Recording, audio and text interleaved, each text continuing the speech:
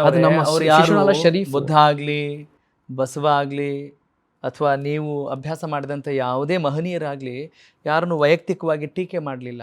ಸೈದ್ಧಾಂತಿಕ ಸಂಘರ್ಷ ಇತ್ತು. ಅಹಿಂಸೆ ಅನ್ನುವ ಹೆಸರಿನಲ್ಲಿ ಸಮಾಜದಲ್ಲಿ ಹಿಂಸೆಗೆ ಎಡೆ ಮಾಡಿಕೊಡ್ಲಿಲ್ಲ. ಅದನ್ನ್ಯಾಕೆ ಅರ್ಥ ಮಾಡ್ಕೊಳ್ತಾ ಇಲ್ಲ ತಾವು? ಹಿಂಸೆ ಮಾಡೋ ಪ್ರಶ್ನೆನೇ ಬರಲ್ಲ, ನಮ್ಮ ಶಸ್ತ್ರಾಸ್ತ್ರ ಬಳಸೋ ಪ್ರಶ್ನೆನೇ ಬರಲ್ಲ. ನಾವೆಲ್ಲರೂ ಕೂಡ ಕಾನೂನು ಅಡಿಯಲ್ಲಿ ಕೆಲಸ ಮಾಡ್ತೀವಿ. ನೀವು ಏನಿದ್ರು ಸೈದ್ಧಾಂತಿಕ ಸಂಘರ್ಷ, ಸೈದ್ಧಾಂತಿಕ ಅಹಿಂಸಾವಾದದ ಸೈದ್ಧಾಂತಿಕ ಸಂಘರ್ಷ. Okay fine. ಆಮೇಲೆ ಇನ್ನೊಂದು ಹೇಳ್ತೀನಿ, ನೀವು ಅಹಿಂಸೆ ಮತ್ತು ಸೈದ್ಧಾಂತಿಕ ಸಂಘರ್ಷ ಆಗಿದ್ರೆ ನೀವು ಸಿದ್ಧಾಂತವನ್ನು ಮಾತ್ರ ಪ್ರಶ್ನೆ ಮಾಡಿಕೊಂಡು ಅಥವಾ ಸಿದ್ಧಾಂತವನ್ನು ಮಾತ್ರ ಮುಂದಿಟ್ಕೊಂಡು ನೀವು ಪ್ರಶ್ನೆ ಮಾಡ್ಬೋದಿತ್ತು. ನಿಖಿಲ್ ಕುಮಾರಸ್ವಾಮಿ ಅವ್ರಿಗೆ ಏನು ಹೇಳ್ತೀರಿ ನೀವು? 3 ಸಲ ಸೋತಂಥ ಯೋಗ್ಯತೆ ಇಲ್ದವರನ್ನ ನಾವು ಮಾತು ಕೇಳಬೇಕು ಅನ್ನೋ ಮಾತನ್ನು ಹೇಳ್ತಾರೆ. ಇದು ಸೈದ್ಧಾಂತಿಕನ? ಸೋಲು ಗೆಲುವು ಸಹಜ, ಅದನ್ನ ಬಿಟ್ಟು ನೀವು ಬೇರೆ ರೀತಿಯಲ್ಲಿ ಹೋಗೋದು, ಇಲ್ಲಿ ಮಾತಲ್ಲಿ ಸಿದ್ಧಾಂತ ಅನ್ನೋದು ಒಳಗಡೆ ವೈಯಕ್ತಿಕ ಸಂಘರ್ಷ ಮಾಡಿಕೊಂಡು ವಿಕೃತ ಚಿಂತನೆ ಅನ್ಸ್ಕೊಳ್ಳಲ್ವಾ ಚೇತನ್ ಅವ್ರದ್ದು?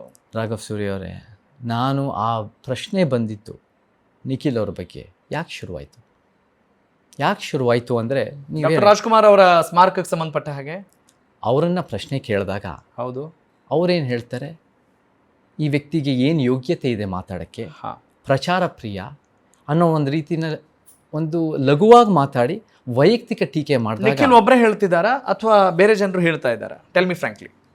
ಯಾರ್ಯಾರು ಹೇಳ್ತಾ ಇದ್ದಾರೋ ಅವ್ರನ್ನೂ ಕೂಡ ನಾವು ಒಂದು ಪ್ರಶ್ನೆ ಮಾಡೋಣ, ಅದೇನಿಲ್ಲ. ಬಟ್ ನಿಖಿಲ್ ಹೇಳಿದ್ದಕ್ಕೆ ವೈಯಕ್ತಿಕವಾಗಿ ಹೇಳಿದ್ದು, ನನಗೇನು ಅವ್ರ ಮೇಲೆ ವೈಯಕ್ತಿಕ ಯಾವ ಒಂದು ಕೋಪ ಇಲ್ಲ. ಅವರು ಏನಾದರೂ ಒಳ್ಳೇದು ಮಾಡ್ತಾರೆ ಅಂದರೆ ಖಂಡಿತ ಮಾಡಲಿ. ರಾಜ್ಯದ ಮುಂದೆ ಅವರ ವಿಚಾರಗಳಿಟ್ಟು ಅವರ ಕೆಲಸಗಳಿಟ್ಟು ಜನ ತೀರ್ಮಾನ ಮಾಡಲಿ. ಆದರೆ ಅವರು ಆ ರೀತಿ ಒಂದು ರೀತಿ ಉಡಾಫೆಯಿಂದ ವೈಯಕ್ತಿಕವಾಗಿ ಮಾತಾಡಿದಾಗ ನಾನು ಕೂಡ ಪ್ರಶ್ನೆ ಮಾಡಿದೆ. ಏನು ಪ್ರಶ್ನೆ ಮಾಡಿದೆ ಅಂದರೆ, ಮಾತಾಡೋಕ್ಕೆ ಯಾರಿಗೆ ಯೋಗ್ಯತೆ ಇರಬೇಕು? ಏನಾದರೂ ನಾವೆಲ್ಲ ಮಾಜಿ ಪ್ರಧಾನಮಂತ್ರಿ ಮೊಮ್ಮಗರೇ ಆಗಿರಬೇಕಾ? ಅಥವಾ ನಾವು ಯಾವ ಕೊಡುಗೆ ಇಲ್ಲದೆ, ಸಾಧನೆ ಇಲ್ಲದೆ ಸ್ವಜನ ಪಕ್ಷಪಾತದಿಂದನೇ ಬಂದಿರಬೇಕಾ? ಅಥವಾ 3 ಸರಿ ಸೋತಿರಬೇಕಾ ಅನ್ನೋ ಪ್ರಶ್ನೆ ಬಂದೇ ಬರುತ್ತೆ ನಮಗೆ. ನಿಮ್ಮ ಆ ಸಿದ್ಧಾಂತದ ಹಿನ್ನೆಲೆಗೆ ಮತ್ತು ನಿಮ್ಮ ನಿಲುವಿಗೆ ಈ ಮಾತು ಬೇಡವಾಗಿತ್ತು ಅಂತ ಅನ್ನಿಸ್ಲೇ ಇಲ್ವಾ ನಿಮಗೆ?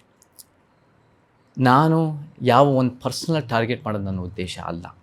ಆದರೆ ಯೋಗ್ಯತೆ ಅಂದಾಗ ಪ್ರಜಾಪ್ರಭುತ್ವದಲ್ಲಿ ಆರ್ಟಿಕಲ್ 19ರಲ್ಲಿ ರಾಘವ್ ಸೂರ್ಯ ಅವರೇ, ನಮ್ಮೆಲ್ಲರಿಗೂ ಯೋಗ್ಯತೆ ಇದೆ. ಆ ಯೋಗ್ಯತೆ ಅನ್ನೋದು ಪ್ರತಿಯೊಬ್ಬರಿಗಿದೆ ಜವಾಬ್ದಾರಿ.